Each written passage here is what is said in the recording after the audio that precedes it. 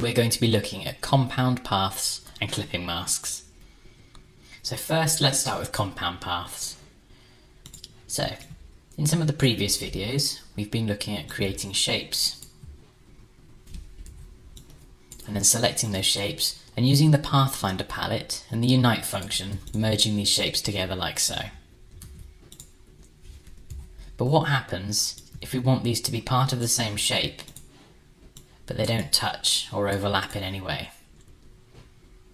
So if I select both of these shapes, and I'll go over here and just click anywhere on the gradient. So you'll see it applies the gradient to each circle individually. So what if I want the gradient to run from one side to the other through both of these circles? That's where compound paths come in handy. So if I select both of these circles and holding Shift to drag straight up and Alt to create a copy,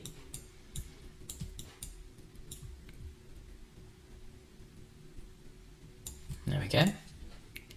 And now if I select them both again and go to Object, Compound Path, when I click Make, this is going to make both circles effectively one shape, even though we see them as two different shapes. So now you can see that the gradient runs through both of them. So if I select the right hand circle with the direct selection tool and drag it closer,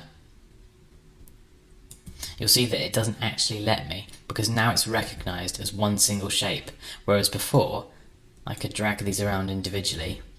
This is now part of the same shape.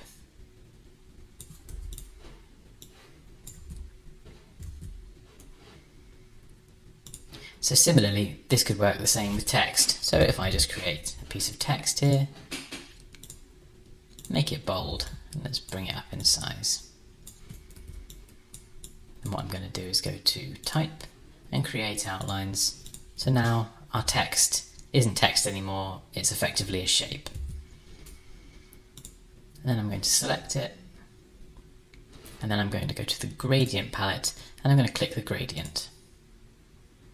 Okay, so you can see now it's done the same thing. It's applied the gradient individually to each letter. And that's not what we want. For this example, I want to run the gradient from black through to the light grey white on the other side of the whole word. So what we do is we just select our text, we go to Object, Ungroup. So now each of the letters are individually grouped rather than being grouped together as a word. And we go to Object, Compound Path, and click Make. And as you can see now, the text runs from the black on the right hand side through to the white, lighter grey colour on the left. And if you try with the Direct Select tool and individually select a letter, you'll again remember that it's effectively now one shape rather than being separate parts of a shape. And you can click it, go to Object, Compound Path, and Release. And when you do release compound paths, you do need to be careful, because you will sometimes get little oddities like this, which you can just click and then delete, but then it will delete it from the letter itself. So you've got to be careful. Although what you can do is, if you want to return this text to how it was, so with the this part of the E being cut out so you can see the white through from the background, what you do is you simply select the inside, you select the outside as well, you go up to the Pathfinder palette and you click minus back here. So this is the second one in on the top row. Okay? And that will effectively punch out that shape from the shape behind. And then we've got our text back to as we had it before. Okay, so now let's take a look at clipping masks. We're going to go to File, Place, and we're going to select our photo. And using the Scale tool, let's just bring that down so we can see it on screen. Okay. So now I'm going to select the Ellipse tool, and holding Shift, I'm going to create a circle. Let's just fill it with black for now. And I want this circle to be in the very center of the image. So we can simply select both of these And we've got our align options along the top here, and we've also got them on the right. And I want to click on this one, horizontal align center, and then vertical align center. So now this circle is right in the middle of our image. Okay, now we're going to create our clipping mask. The shape that you want the image to be at the end needs to be on top. So I want this image to appear inside this circle shape. So I've got my circle on top. I will select both the image and the shape.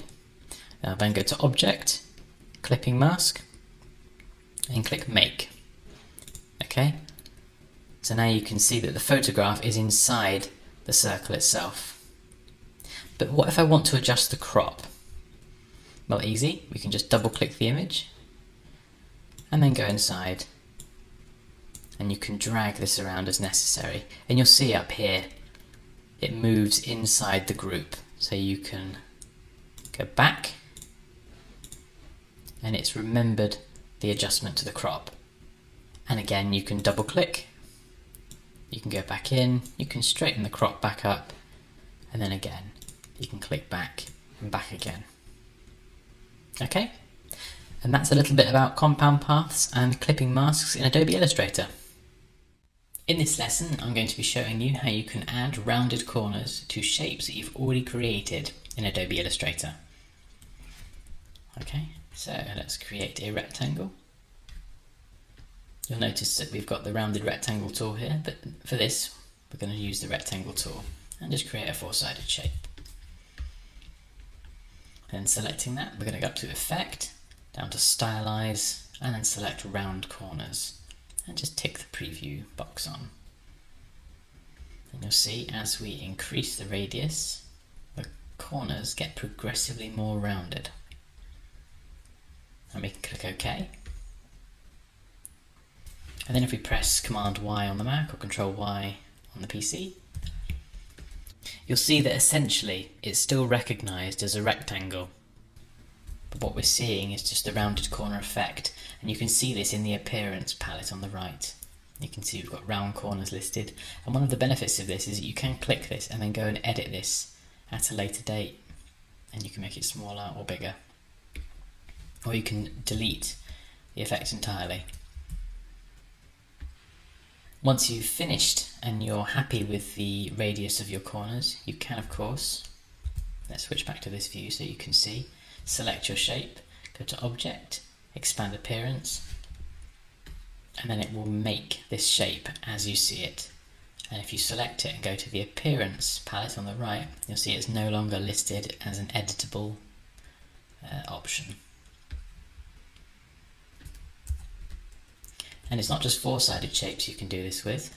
If we select the star tool, and we'll create a star with 5 points. Let's create a very typical star.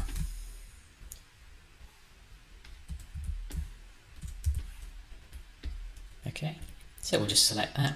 We'll go Effect, Stylize, Round Corners, and as you can see, you can just click and hold and see how the shape changes as you increase or decrease the radius. And you can do this for any shapes, and you can get some quite bizarre and unexpected results sometimes. Let's do one more. Let's do the polygon tool. So we'll create a hexagon.